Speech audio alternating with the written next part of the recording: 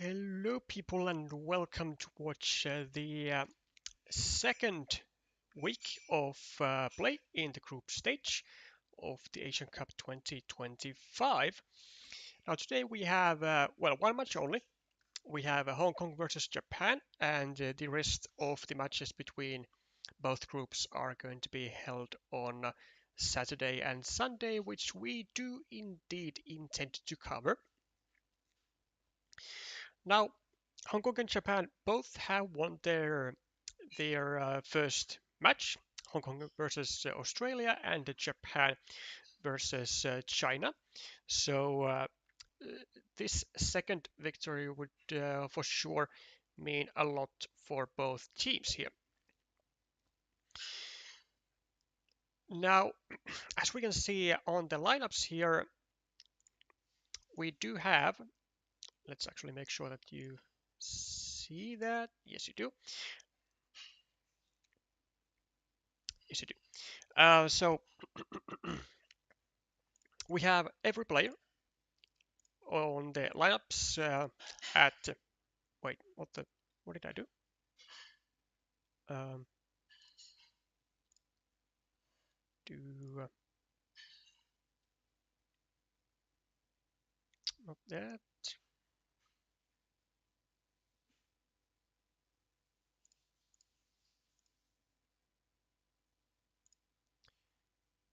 Okay, okay, we're back. Um,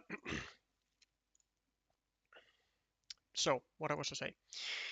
Um, we do have every player in the lineups above 600 rated. The lineups you can see above me right there, as well as on your screen.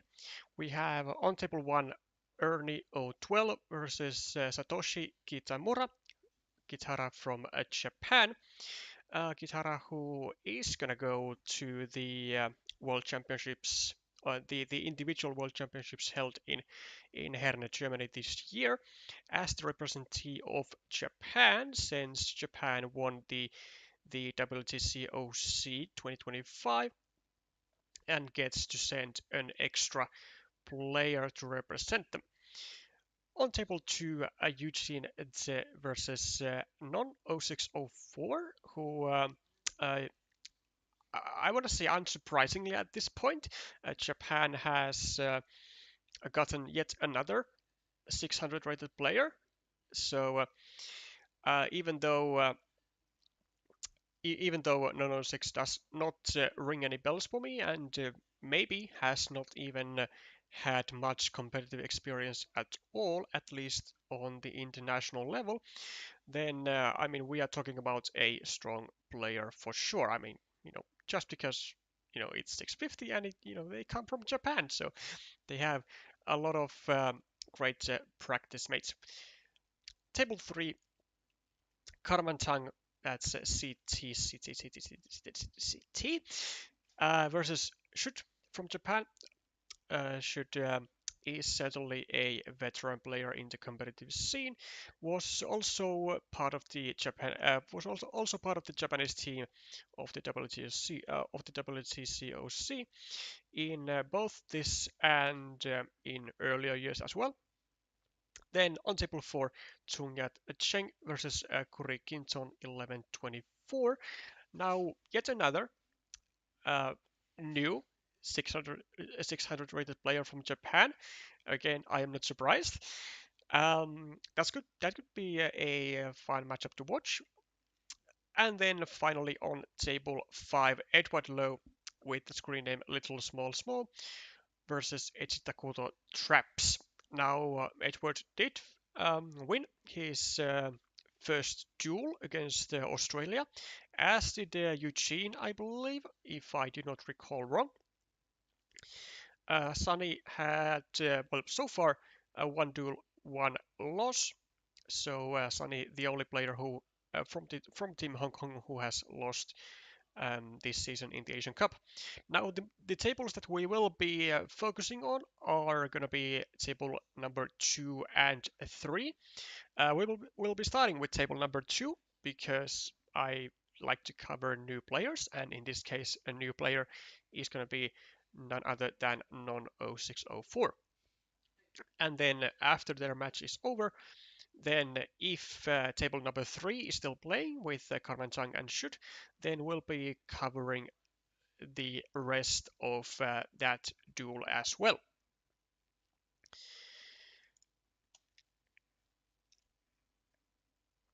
But without further ado, let's start with Nono 6.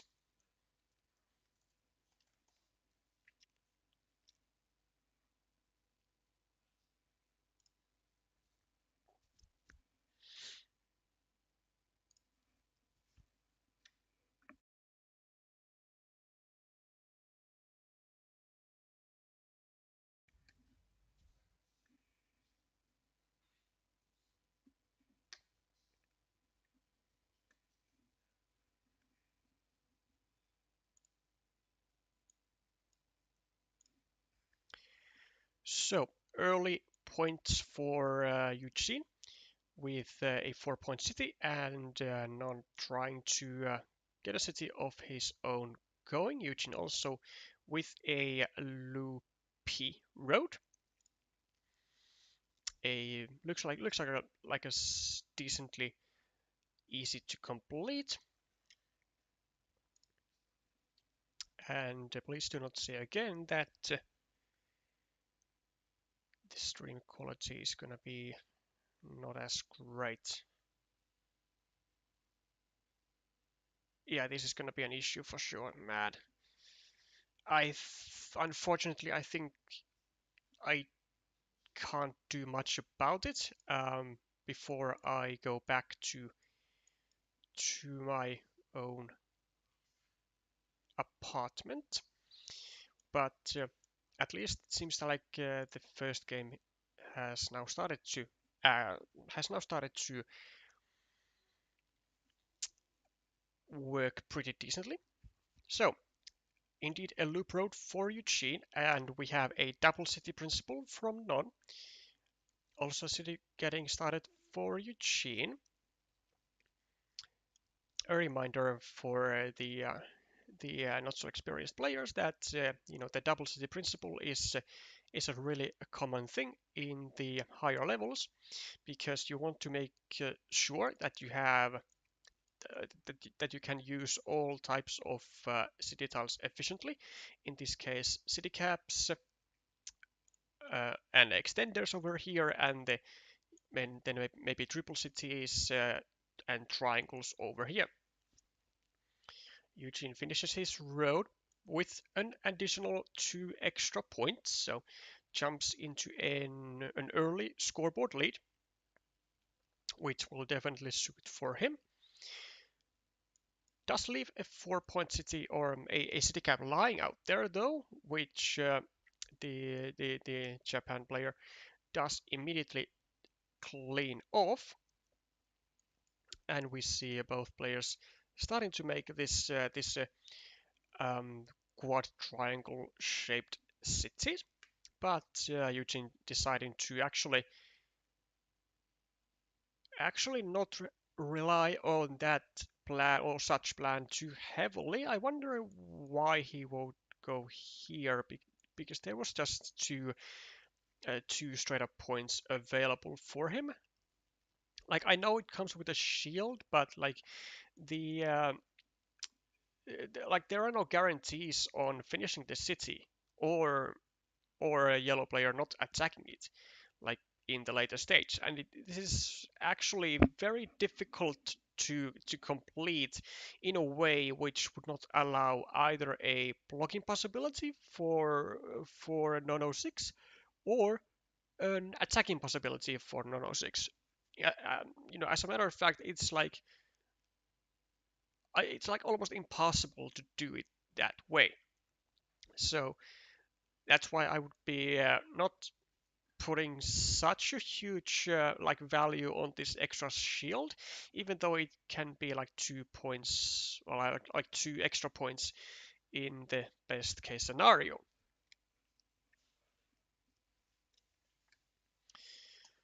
Starts another city, Eugene, that is directly next to the what seems to be actually more of a ruin for yellow than actually a completable city in the long term. But we'll see. I mean, we have seen a lot of players actually just forcefully go for a completion of a large city, but generally that is the type of play that happens with like lower rated players. So it's also not what happens with 04. Starts a new city, protects the entrance to the city as well. Eugene trying to now create the possibility to actually finish the city, and Yellow actually not using a city cap to block this city, but he could do that yet again. He has another chance, and I think we should do it. I mean, as in we, yeah, like Yellow should do it, and they do. Very nice. So that threat is now taken care of, and like this is exactly why what I was talking about when I said that it's very difficult to complete this city without without giving yellow the chance to either attack or to block it like immediately. And did this shielded tile like in this scenario really help? Really like help that much? No, because it's worth 2 points over here as well. So I would dare to say that it didn't really, it wasn't a better play to just add it to your city than to just take simply 2 points. Eugene going for his loop road as well as grabbing the first monastery of the game, also leaving a very juicy monastery spot next to his previous monastery. And there is now a choice for yellow to either finish this city or to go over here and restrict this monastery to a road monastery, plus restrict this square to a crossroad, which would actually serve yellow quite well because all three city crossroads are out, so yellow doesn't even need to meeple this city cap. He can just leave it out there, and like there's no way blue is gonna ever take that, because he would be jeopardizing his like both of his meeples to a complete block, and that's just not a feasible game plan. Oh, what? Oh, I mean, okay, fair enough. I guess it works immediately, but like, I am still very surprised of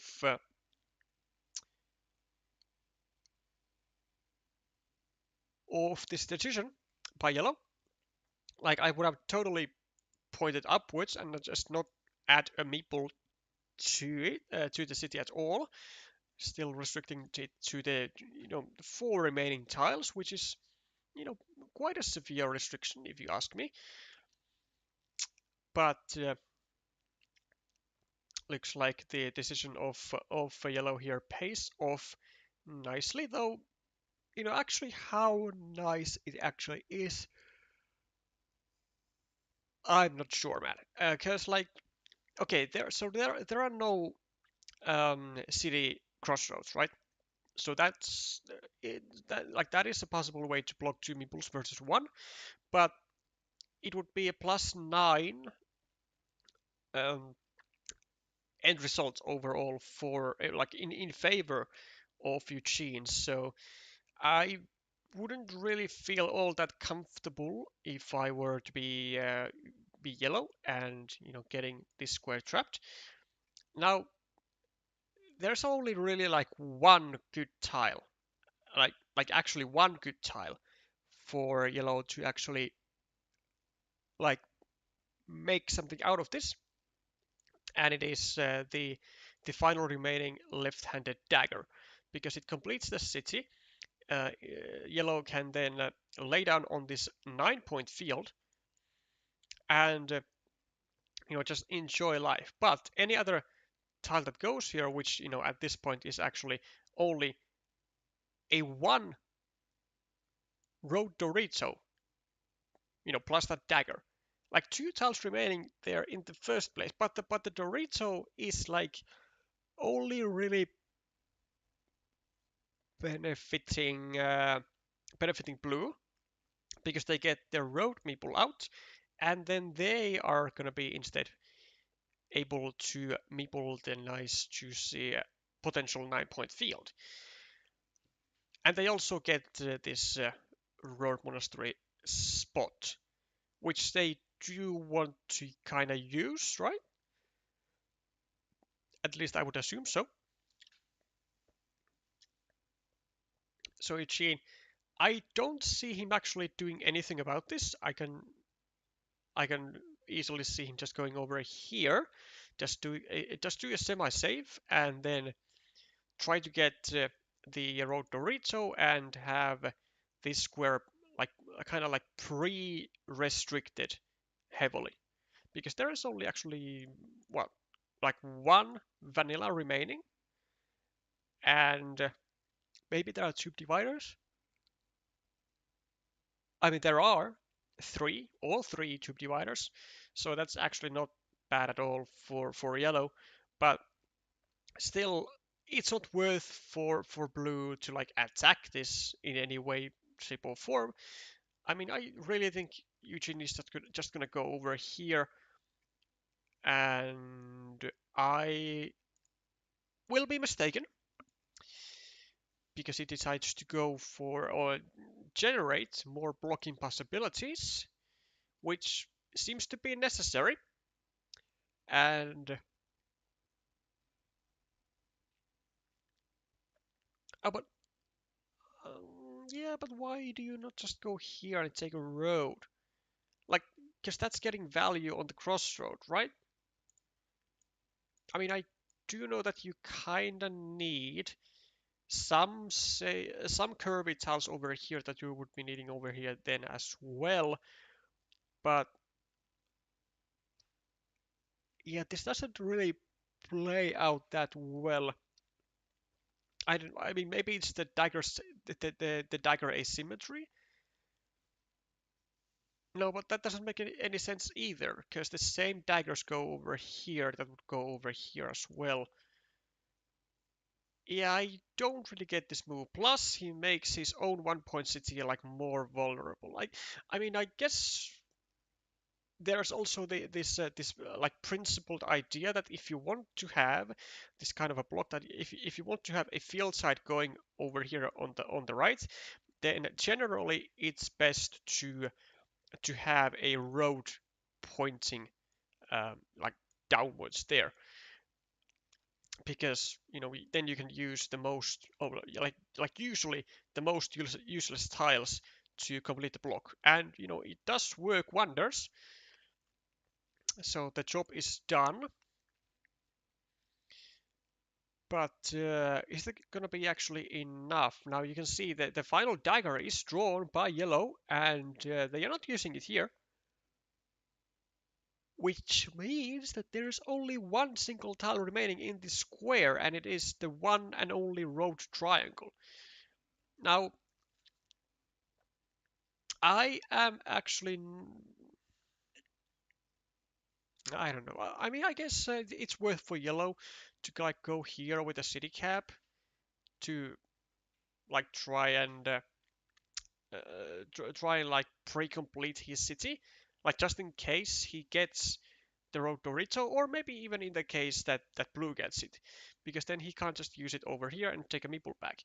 And blue, I mean, like blue kind of needs meeples, but like in reality he doesn't, because he has this one easily recoverable. He can maybe recover this one with with like some you know a, some sequence of city tiles. Also the same thing at the bottom here, because he has 2 open cities.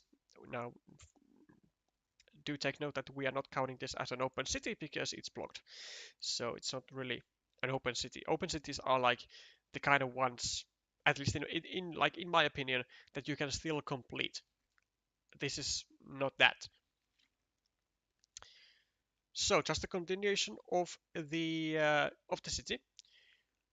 Also, maybe somewhat abandoning the the hopes and dreams of finishing this, or 1, 2, 3, 4, 5, 6, 7, 8. I mean, I guess theoretically at least there are still enough tiles to like get a couple of triangles, maybe a city cap here, but like you need the triangle here already, so it's not really like a usable plan.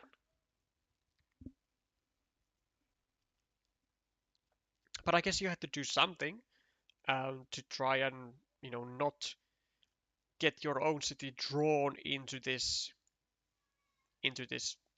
thing.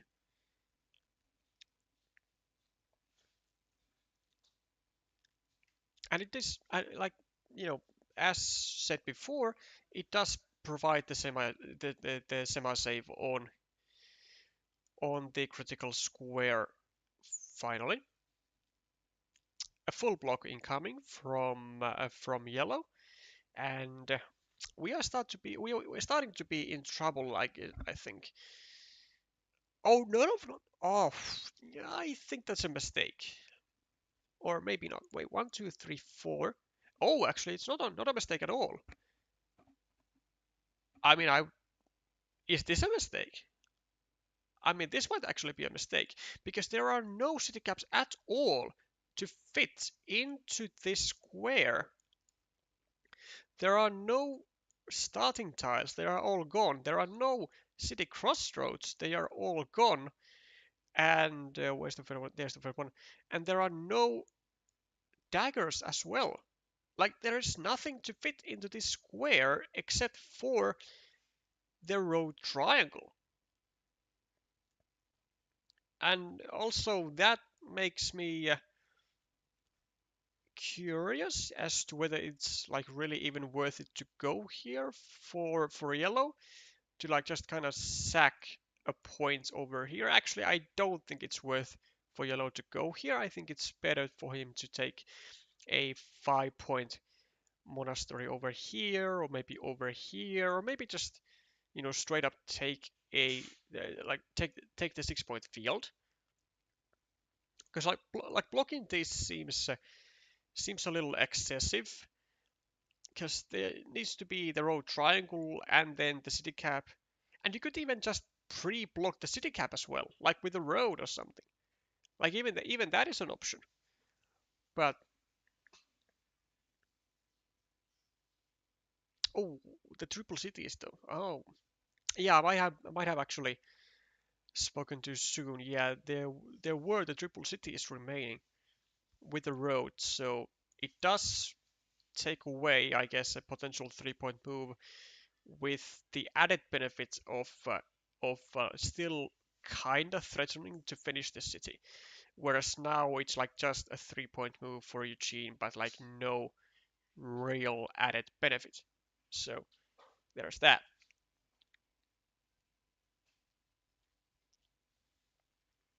Yellow 3 points ahead on the scoreboard, 4 points. Um, 8, 10, 12, 15, 19, 16, 13, 10, 7 equal 3 plus 6 for Yuchi, but has 2 meeples less. And something that kind of has to happen maybe is to get this meeple back, perhaps. Or maybe we just kind of YOLO it and we go over here and try to finish a city. Though we would kind of have to do it from this side, because otherwise we are gonna get attacked like immediately or blocked so easily. Oh, but like we can get blocked so easily anyways, because there are no city caps with road to the left. So if we go here or here, then we can get blocked either from this side or from this side. Yeah, it's a really tricky situation for Eugene here.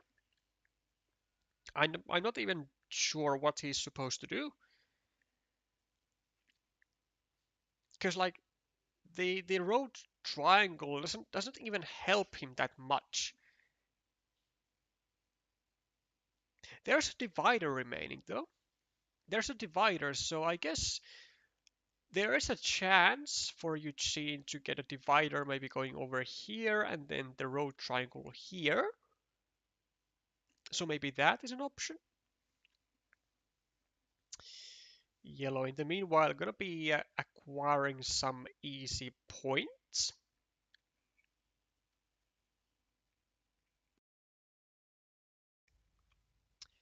And Eugene with a straight road, not all that much he can do. I guess he's gonna take this 6-point field since it has an empty city cap on it. But how many city caps are there remaining? Oh, nah. Because like, what do you need the meeples for? I don't think Eugene really needs the meeples for anything. Yeah, I think it's a mistake not to take this field because now yellow is gonna take it. Because like again, yellow has the same problem. Like neither meeple like really needs their meeples for anything because you can't really start new cities because they are so easily blocked. Or monasteries. Or maybe you need a meeple for monastery, like but like it's still 5 points though. Like the best spot is 5 points, and this is 6 points. So evidently you don't need a meeple for a monastery. No, no, it's weird. It's weird. I don't know what Eugene saw here. I guess he just like really wanted to prevent the monastery stacking. I mean, to be fair, there are quite a many remaining. Like there's one, two regulars, and one road monastery. So 3 monasteries remaining, one of which is in Eugene's hand. So I mean that must have been it. Just I mean Eugene just really hated the possibility of yellow going monastery stacking here. But as a result, though, um, now yellow is enjoying a field of 9 points, which could have been claimed by blue earlier. And all hope is lost actually for completing the city. Yellow even grabbing the road monastery as well. Actually gonna be going over here rather, I think. Because it's just, 8 points versus 7 points. And it doesn't matter if you get this monastery completed or not with the road triangle. Like you can get the field anyways, and that's, more than enough to like, take this game down. So, just here, 8 points plus, another monastery spot. You can't really go wrong with that, can you?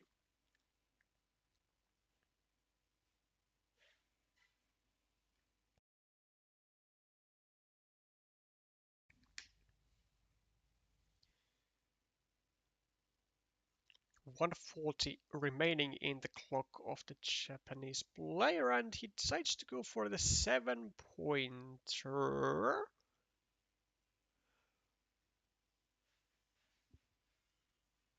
I don't know why. I don't know why. Like this doesn't really add extra value. Taking away like field attacking opportunity maybe, but like that doesn't make any sense either because there's the same attacking opportunity over here with like curves, you know. So and like this is impossible to block.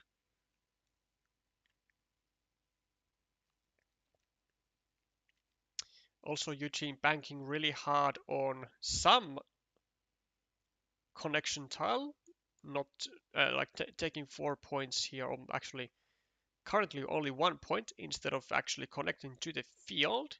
I guess Eugene is behind enough that he's just gonna need to try and squeeze out every possible point. And he was relying for sure on the curve or curves. Maybe there are like several of them remaining. There's 1, there's 2, there's 3, there's 4, 5, 6, 7. Oh, there's still 1 remaining. Would you look at that? Okay. Yeah, I mean that's justified then. Like it can be a 13-point move, and look at this. Yellow even anticipating Eugene getting a curve, and you know, I mean it was like a 66% chance that Eugene will get the final curve. So Yellow decided to take away these points, possibly because they were afraid that Eugene would be getting the curve on like this exact move and would be getting 4 points, and then would still have a meeple in their hand to still score for something with their final tile. But the final curve is also drawn by 906,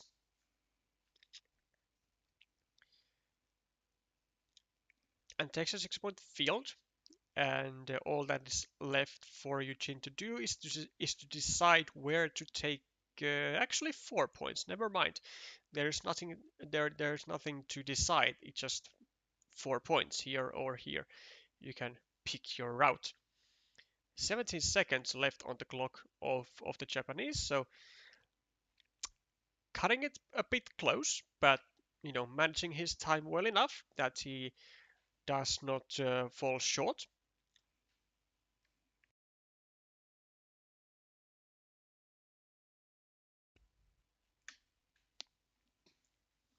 And I mean, I think it should be a pretty easy win for yellow here. Even though I mean, the ruin is big though.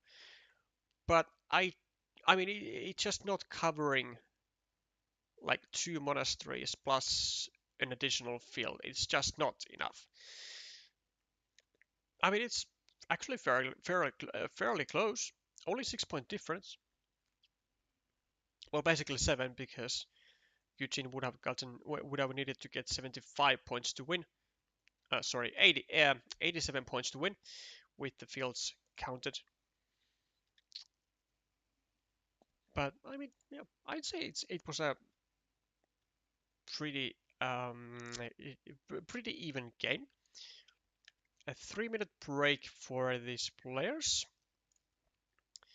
And in the meanwhile, we are going to be updating the scoreboard because it was a long duel. So evidently there are going to be other duels that have finished by now, or like not maybe duels, but games.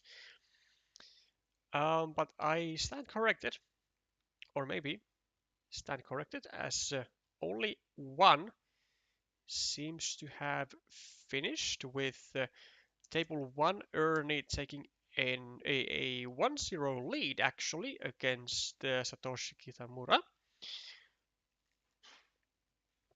and putting Hong Kong in the lead on that table. And so far, I mean, Hong Kong is the only one who has gotten a game point. Although maybe I should not say that because I just realized that, of course, Japan won on table 2. Well, again, won the first game on table 2.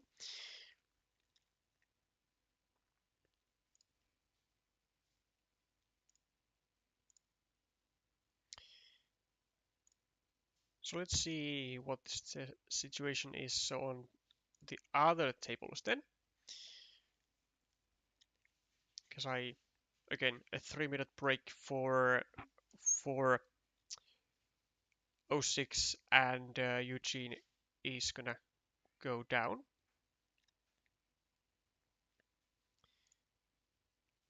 Should has taken a 1-0 lead on table 3. just making sure, or trying to make sure that it's not lost by time. But let's, for now, as BGA is acting a little weird, let's just uh, take the word of the result straight up. So we have faith.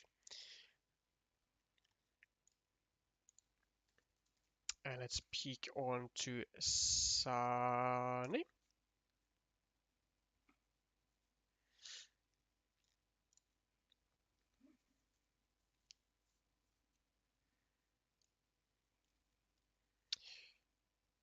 And we have a Hong Kong lead on table number 4 with Kurikinton falling against the might of Sunny in the first game. And then what about Edward Lowe?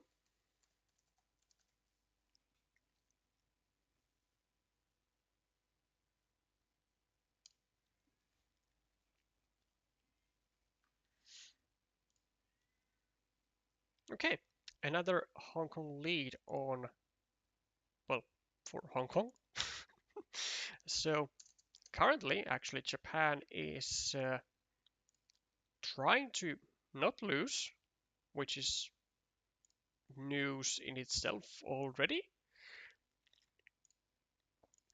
So let's add up everything. And let's see if the second game between Eugene and 0604 has started.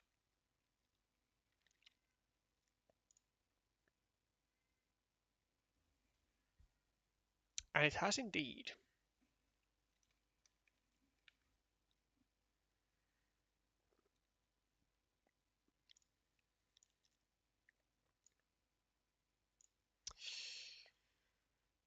Okay, a road for 06 and a road as well for blue. I want to say he's going to be meepling it because that is the traditional way in the higher level games to be able to try and like really squeeze out some extra value from whoever takes this first city cap.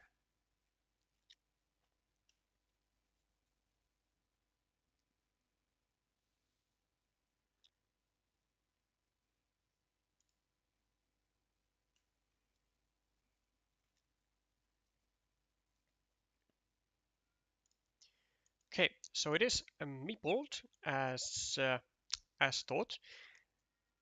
Then we have a second road for Eugene. I'm actually not sure that this is the best way to go about things.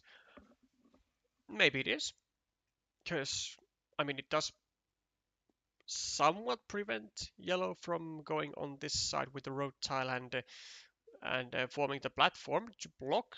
But yeah, this is definitely an option. So can still go here. He also breaks the loop. Will he even add a crossroad to Eugene's road? No, he does not. Decides to give it a chance to do it with a worse tile. And Eugene actually, I think, makes a serious mistake here, not going over here and giving himself a chance to get out of this alive, because his road can still be killed, like with just one meeple, with just one tile. Even with this, although, yeah, I mean, shielded, actually, shielded tiles slash quick point tiles are just so like difficult on a mental level to give to your opponent, which is not what 0604 decides to do. Decides to go for just added city value and starts to make a ruin out of it. I mean, I mean, just look at this. I mean, there's one tile, two tiles, three tiles that yellow has now been able to use over here to like fully block this road, but still doesn't act on it. Weirdly enough, I mean this is an interesting decision, and I actually have to say I kind of like it because it does cut out many of the crossroads that would go here and separate these two roads, but still saving the meeple. Whereas now, like if you go here as you cheat, then you are giving a point to the monastery. You are allowing this monastery to get away by, simply filling out the squares, but you like your road doesn't really get saved well that easily, because even though you would be saving this square, your road can still be blocked on this square, and there's a large incentive for yellow to indeed do that, because this city, like under no circumstances, looks like it is gonna get finished.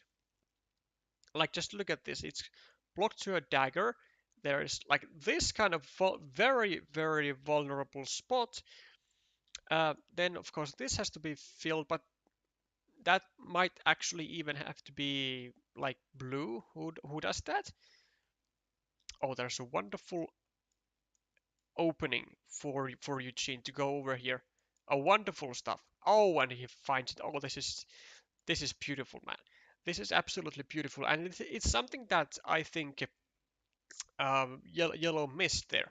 Like he took away, like yellow took away a nice monastery spot, even though two monasteries are already gone. Well, notably, both road monasteries were gone, but it was a monastery spot. It was a monastery spot nonetheless. But more importantly, it was actually very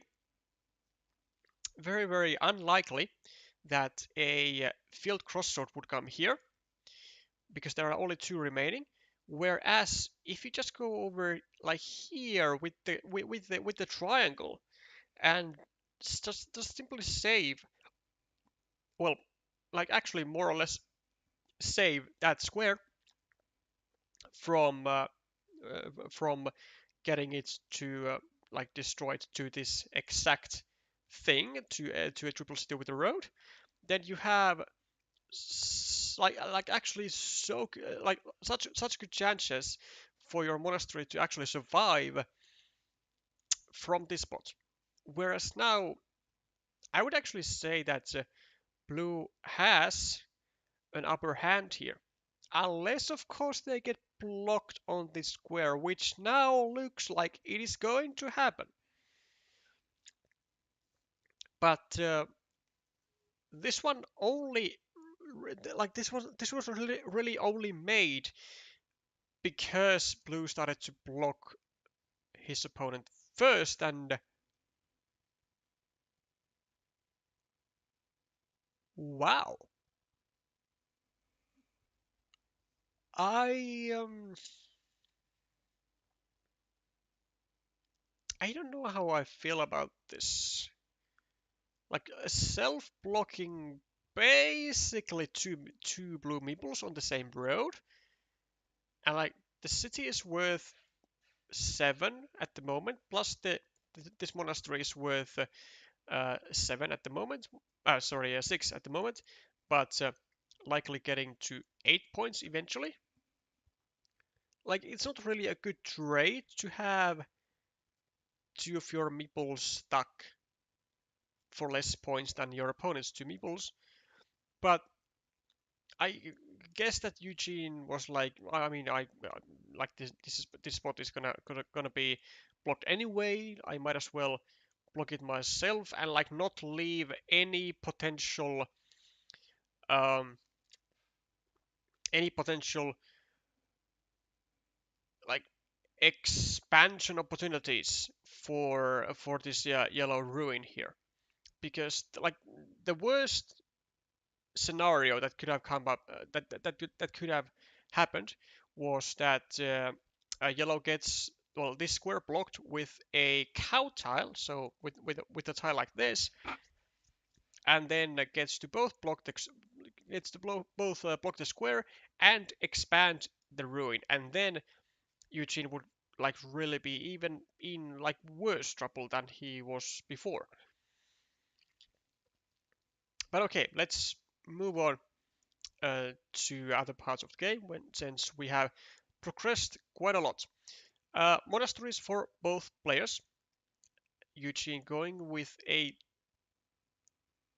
3-point movement, which looks very nice, very natural, but it has a huge, well, rather huge potential of getting restricted to the one and the final triple city with the road, and very likely to get blocked actually if that is to happen. So in that sense, I would actually like to have like to see more maybe doing just this, taking 2 points here and making this monastery vulnerable to a full block. But Eugene did decide otherwise, and it seems to be paying off. So does get another shielded tile, by the way, and now is looking to finish a rather nice looking city with 2 more triangles, or maybe even 2 more city caps. Just depends on which one comes first, and city cap does come first. I mean, I guess just in time because a starting tile was drawn by yellow, but I'm not sure if this is worth it. Like he could have just taken 2 points and pre-finish this loop and just wait patiently for triangles for him to occur in his hand, because there are still 6 of them in the deck. Like 6 triangles is a lot. I mean, because this just looks so ugly, man. Because you don't have that many tiles to now finish it. You have 1 starting tile, you have 1 city crossroad. I mean, I guess you have all daggers, sure, okay. But like, still, I don't like to to complete like this type of 3 city piece, a city with city caps. Like it just naturally calls for triangles, and then with the 2 city principle, even though that's like usually usually a thing you do at the beginning, like it's not a bad idea to leave empty city caps, especially like in this way when you can get 2 points, pre-finish a loop, and then you can just use city caps over here, and then just simply wait for those Doritos. Because like now, if you get the Doritos, they are like not really great tiles. Like they just aren't. Like you can continue your city for like 1 point, your monastery for 1 point. I don't know, but like they don't really offer that much. Whereas here, I mean, Doritos are just like super super nice, or would have been, would be.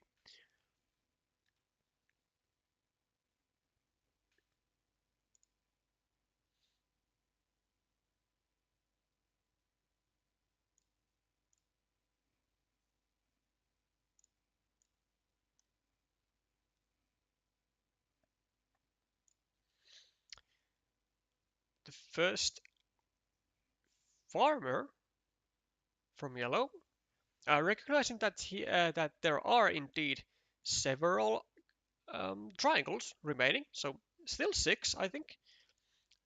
None have gone out since the last time. So still 6 Doritos, and maybe even a divider. Yeah, there's a divider as well. So also drops a very early farmer um, in anticipation of Eugene getting this dagger.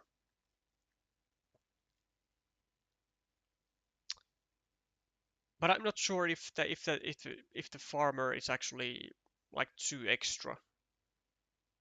But I mean, again, if Eugene doesn't get this and it goes to yellow, then I mean this meeple is already producing more points than this guy. So that's a win in itself. And of course, Eugene gets the dagger, and this all turns out to be just wonderfully thought out. So now a 9-point field with the next city being formed. I mean, it's not the worst idea, right, to go over here because there are no starting tiles, there are no daggers, and there's only one city crossroad. Eugene getting a massive tile, getting the dagger, and getting to finish his now 12 point, no 14 point city, and the extra of a very juicy 5-point road. Also gets a precious meeple back. So let's take a look at the point calculations here for a second. So plus 14 for blue. We have some modest reaction here for -3 for blue, so plus 11, 15, 20, 12, 7, 5, -4 equal -2. -2 for blue, if I count it right. High emphasis on the word if, because there are a lot of those mistakes happening. Take a look at the time actually here. 3:43 in the clock of yellow, and over 10 minutes still for Eugene. That's pretty staggering time pressure that Eugene is placing at the moment. Pretty staggering. Like you can see, his moves are like just almost instant. I mean, to be fair, this was a really, a good and easy move to find. But I mean, it has been a pretty, tricky situation from like since the very beginning, especially with this road right here. And I mean, Eugene still has over 10 minutes, 7 more minutes time than his opponent, with 13 tiles remaining. And I mean, I would definitely say that the Japanese does now have or start to have a pretty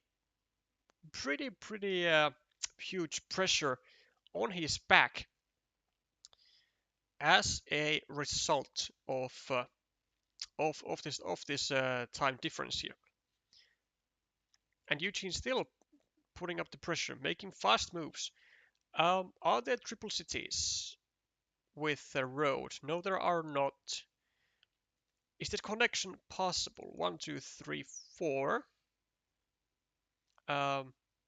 1, 2, 3. I mean, there's still one curve. No, sorry, one triangle with the field. 1, 2, 3, 4, 5, 6, 7, 8. Unfortunately for Eugene, now this is blocked entirely.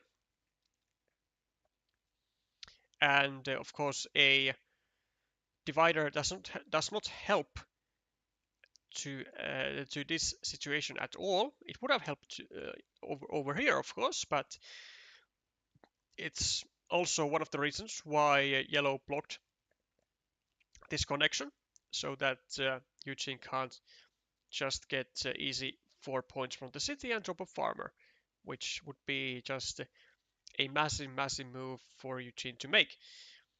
However, 2 meeples to 1. So the first idea that comes to my mind for Eugene to do is to just go over here. What? Okay, interesting. Does not decide to attack the field, even though it's like 9 points. It's actually quite a big field,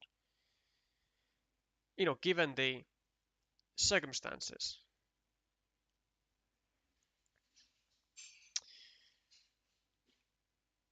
And yellow, I mean, I don't see anything else for yellow other than just adding city caps to his field, which is exactly what they do. Now, Eugene, 6 tiles remaining. Do you just go over here, or do you take your own meeple out? And he decides to still block the monasteries.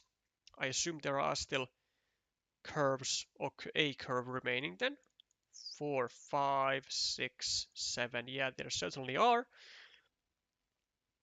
Points for yellow. Although, I mean, yellow's gotta be careful because, like, if Eugene gets any road tile here, he has to attack the field, right? Like he's gonna go here and he's gonna like attack the field. Like he has to attack the field. It's just so big now. 15 points. He. Oh, come on. He's not attacking. Is he actually that much ahead? I don't believe that for a second. For 16 points ahead, 20, 26, 18, 22, 20, 15.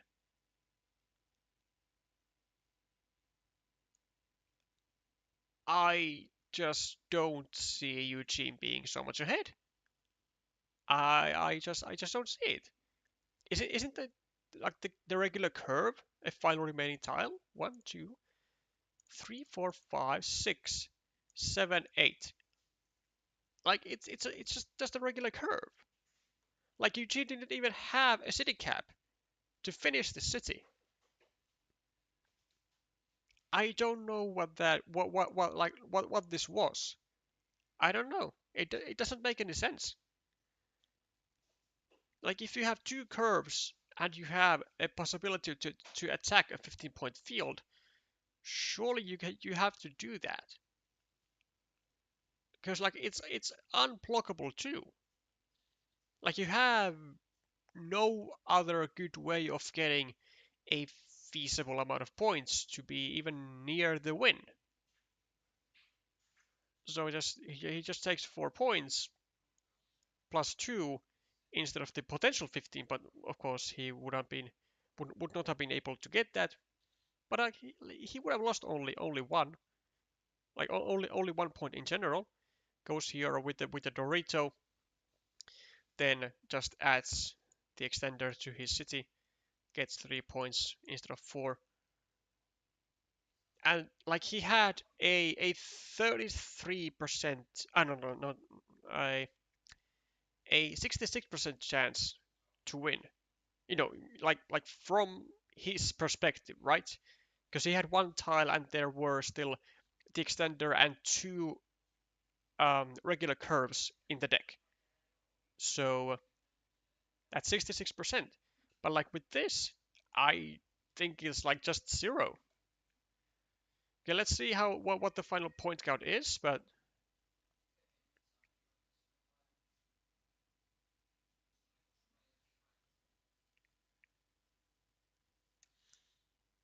yeah, plus 12 for yellow. So also Eugene did make a 2-point mistake here. There was a 6-point field to be taken, one which I also missed. But like, so go here. That's 15 points versus here and here.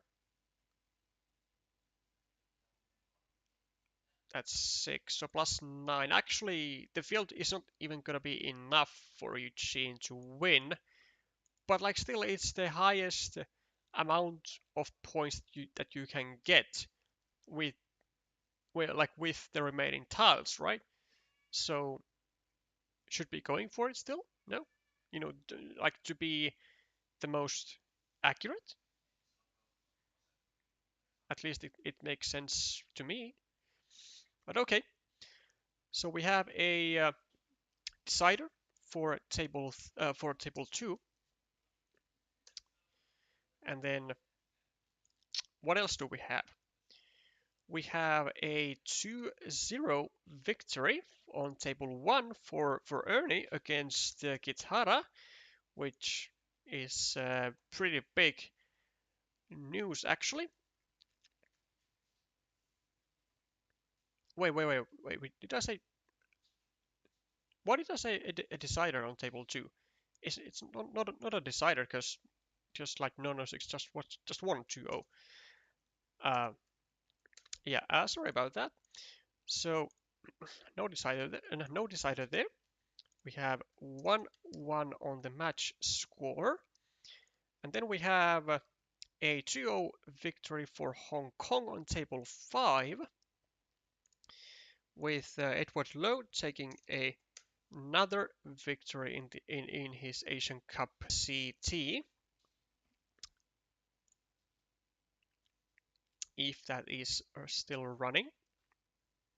And I'm afraid to tell you, but it is what? Why are they still playing? Ah, okay, gotcha. So it is an 0-2 win for Shoot, which puts the match score at even, and we're going to have a deciding table on table number four, one which looks great for Hong Kong because with the current news we are receiving, Tung Cheng is winning on table four with 1-0. And let's take a look at how the game two is going, which is actually the only possible table that can go into a decider.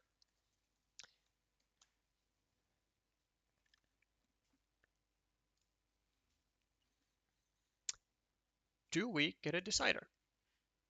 We do get a decider. Fun stuff. Excitement for everyone. So, pretty big stakes actually with this final game. So it's gonna decide whether Japan or Hong Kong will have two victories under their belt in Group B to start off, or let's say to finish off their week two. And two wins would certainly put them in a commanding lead, I would say, because then like the worst situation that can happen is, I guess, three other teams, or like, sorry, two other teams can get to 2-0, but then I mean, then it's just the tiebreakers. And actually, Japan doesn't then really have that great tiebreakers if Japan wins this, because they have won then both against both against China and Japan 3-2. So they would have to be, would have to get quite a significant win out of Australia to get the tiebreakers if three teams were to be having two wins each in Group B. But we are still far away from that situation happening. Sunny at the moment in a point lead, 16-4, but with two blocked meeples versus one, with 7+1 versus a 6-point road. So +2 for Sunny, but for an extra blocked meeple, which isn't really that great, even though he has the nice point lead early on. But really going to be looking to get a block on this structure here. And maybe it's even worth to go with the straight road over here and try to execute that block that way. Then maybe go with, I mean, because there are no like direct blocking tiles then other than the starting tiles, but maybe we just do that. Like maybe we go here, we get like a city plus field tile, go over here, and this is just about the worst tile that could come into Kurikindo's hand from Sunny's perspective, and actually so is vice versa for Sunny on Kurikindo's perspective. Immediately, both players draw the daggers they need or hoped, but Sunny makes a much more lucrative use of it, getting not only the 8-point city as was for Kurikindo as well, but also the 9-point field, which I mean it is easy to attack too, but still at this stage with 40 tiles remaining, it's not like a priority for either player to really invest full steam ahead. Sunny getting juicy 5 points and offers up a 6-point city for his opponent, which the Japanese does not get a suitable tile to. I see. The official Hong Kong account has come to join the support teams. I mean, is this good for Sunny? Would you just take it just so that your opponent can't get it?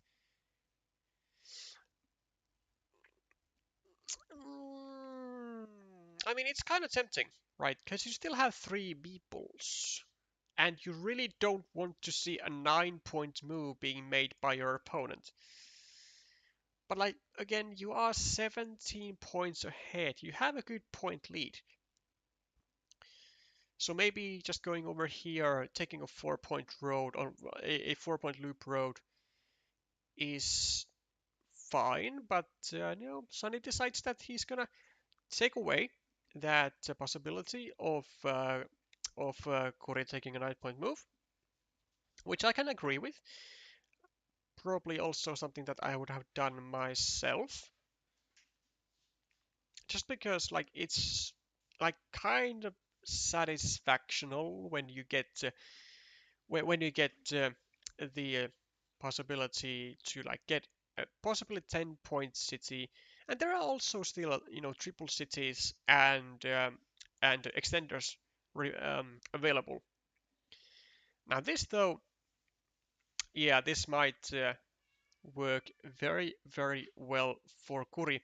And he might be getting back into the game if he gets the block going, but he does not. Does not.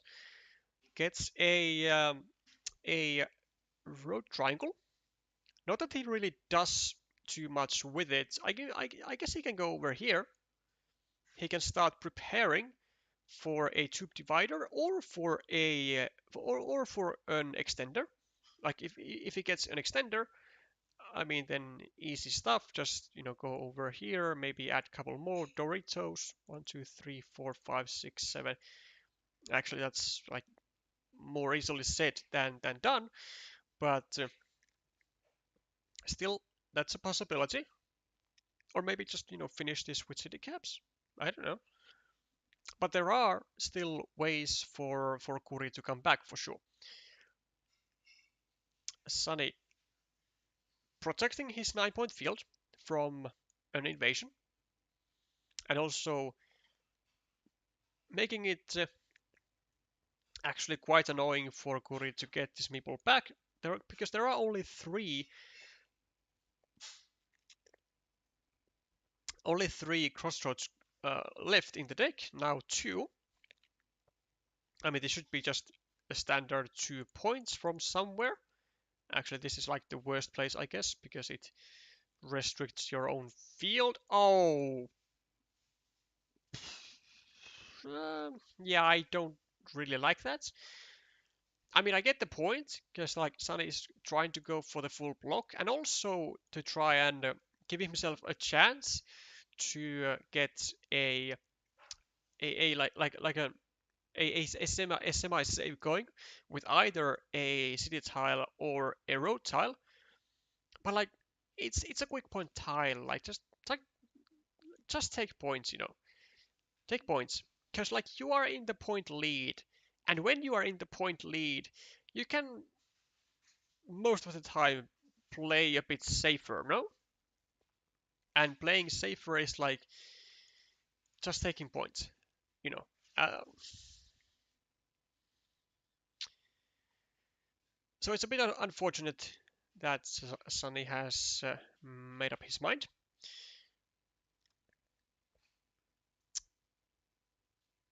But he might get another chance. Actually, I no, because this is like an unblockable invasion spot. There are still straight roads. One, two, three, four, five, six, seven. Well, one straight road, but also starting tiles. And is there one regular crossroad? I think so. Yeah, one regular crossroad still. And of course, like curves, just regular curves. So actually, a lot of tiles that still fits here, and one comes immediately. Kuri gets himself the connection onto well, the now main field, and it's actually just straight back in the game. On top of that,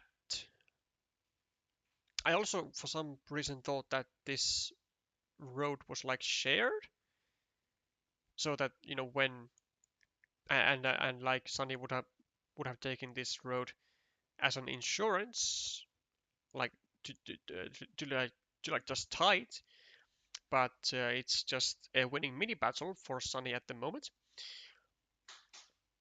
But okay, so the tube divider is pretty threatening for like from Sunny's perspective. It's gonna be a 5-8 points enemy pullback for Kuri, and that's, I mean, I don't want to say too much, but it just might be too much for Sunny to handle, because he's already in a meeple disadvantage,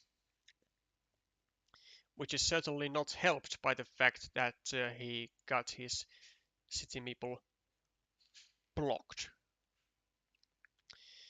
Plus 11, plus 5, plus 9, plus 10, plus 17, plus 19, 16, 10. I mean, still plus 15 though. Still plus 15. So if Sunny just manages to avoid the um, the tube divider, then he's gonna have a good chance at this. But there are also like other ways for both players to score. Like this 6 points, like this 6 points road available with a triple city with the road is gonna be just huge for both players, because essentially it's like 12 points, like six for yourself and six, you know, for the fact that your opponent doesn't get it. So like just a 12 point, coin toss.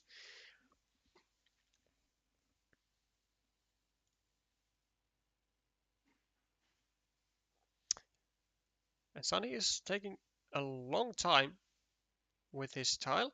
And the reason why he is taking a long time with this tile is because if he goes here as he does, then there is the threat that, of course, well, the tube divider goes here, the field expands like uncontrollably, which is then in a situation that it is not computable for Sunny at all. There's also this spot or this city right here for Kuri, so that if he does manage to get himself a dagger, which there are still 2 remaining, he can very easily drop a farmer. But actually so can Sunny though. But Sunny doesn't get the dagger, it goes to Kuri, so this is more bad news for Sunny. Actually, just terrible news for Sunny, because now with this farmer that Kuri is about to place, this troop divider spot just got even more deadly, because it's now scoring for not 1 but for 2 fields. So there's that. What? Nah, I don't really get this.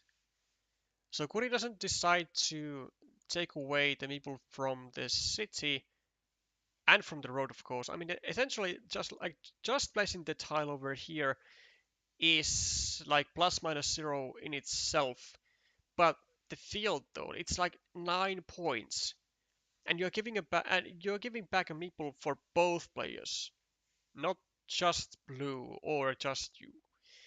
Like 9 points like 9 points and like 1 extra meeple for Sunny, basically, as opposed to 4 points and you keep the meeple advantage. But I mean, it does certainly now look like an excellent choice, because Kuri is just controlling the entire board essentially with the meeple advantage. Doesn't even have tiles over here. I mean, there's 1, 2, 3, 4. There's one.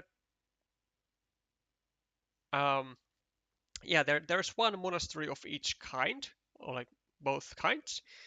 So that's. I mean, at least it looks like something that Sunny has to get to make sure that he gets like a huge chunk of points. Unfortunately, with only 1 meeple in his hand and having to actually save that meeple, like you just have to save that meeple for a monastery or for this road. Like you can't actually start a new city with it, and that is what sucks the most in Sunny's position, which is why Kuri, seemingly did not want to give a single meeple back to Sunny, and it turns out to be just yet another massive success of a choice. Just a massive success.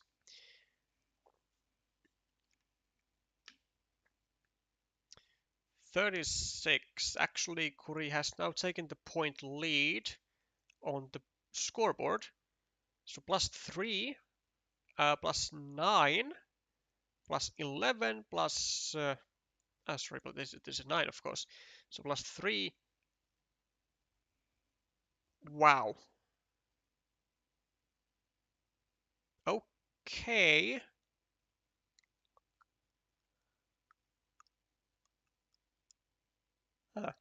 Okay. Interesting choice. Interesting choice from Sunny.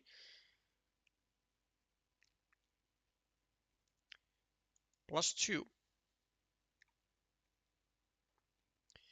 +9, +10, +4, +8, +6, -3, -12, -8. Yeah, he's -8. I mean, I don't know if he can afford to do stuff like this, because like he is not really winning with equal meeples. Even now, if he gets this 6-point road here, it will not actually be enough to bring him to even points. I think it's a mistake to take away this monastery spot from himself. And the 6 points go to red anyways. Yeah, this is really bad. And oh, whoa, we get the monastery too. I mean, we get to go onto the 9-point field,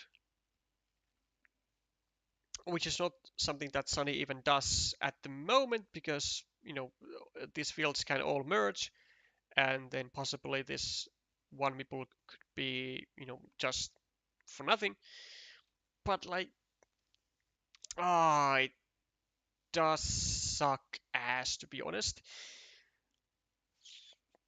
It's a terrible spot for Sunny to be. I mean, losing out the points on the monastery it's just so bad.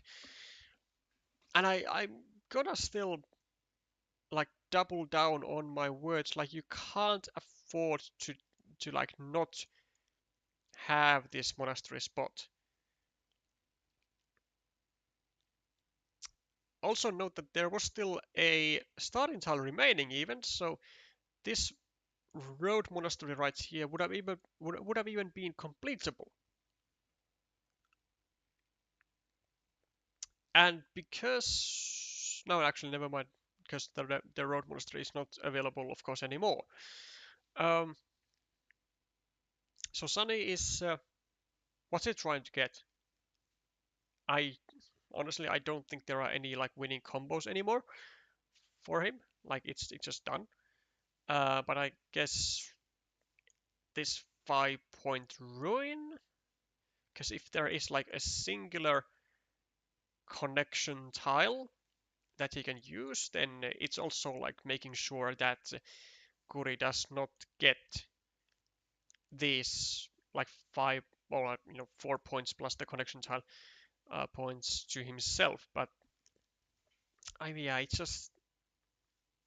just too late, isn't it? Kuri gonna be taking a 5-point road, or maybe even. I mean, just depends on the remaining tiles. But does he even go here? I mean, I think he might.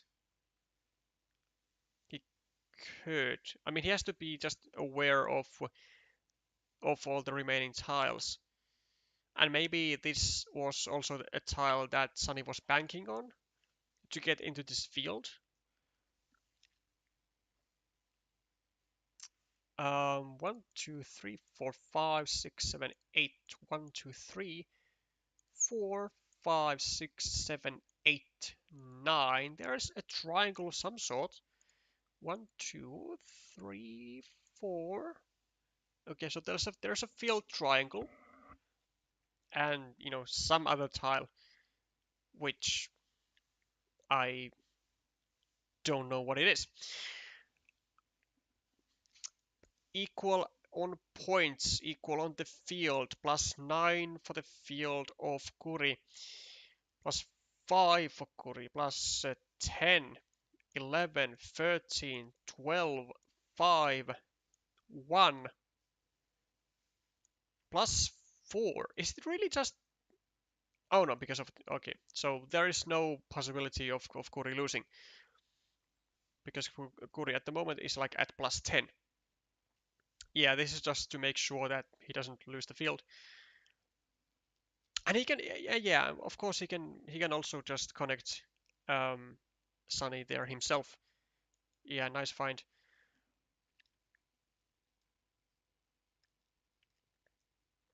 Sunny getting a couple extra points for the connection over here, but it's gonna be not enough.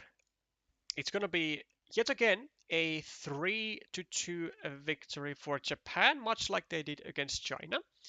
So it looks like Japan is has thought about the last season of the Asian Cup, where they of course missed out on the playoffs, and they are not so keen on on repeating that same scenario this time around. 2 matches, 2 wins, both a 3-2, and now they only have Australia left in the group stage to play. Uh, Australia, who arguably is gonna be the easiest out of these 3 teams, out of China, Hong Kong, and Australia. I would say that Australia is gonna be the easiest matchup for Japan. Well, maybe honestly, really easiest matchup for like any country in this group. Um, but we will of course be covering that, and we will not take Japan's win for granted, because we have seen that the Australian players have developed, and they do have at least a few experts there, and I have no doubts in my mind that they will be playing their best, or like giving playtime to their best players, because of course Australia still has all the chances in the world to qualify to the playoff stage.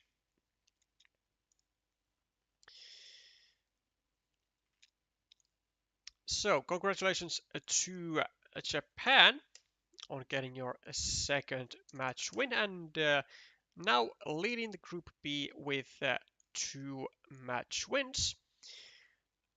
Hong Kong at the moment on second place still, before the match of China and Australia on Sunday this week. So after that, the group standings are of course going to change. And whilst we wait for China Australia, we are of course gonna also be having a match on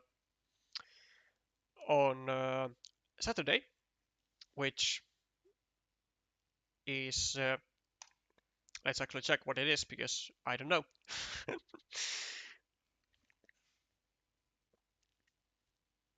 It is Malaysia Taiwan. So on August 16th at 1300 UTC time, and then Vietnam Thailand as the third match of the week, 2 hours after China Australia. So we'll be again having likely a longer stream on Sunday. So Vietnam Thailand at 1400 UTC time.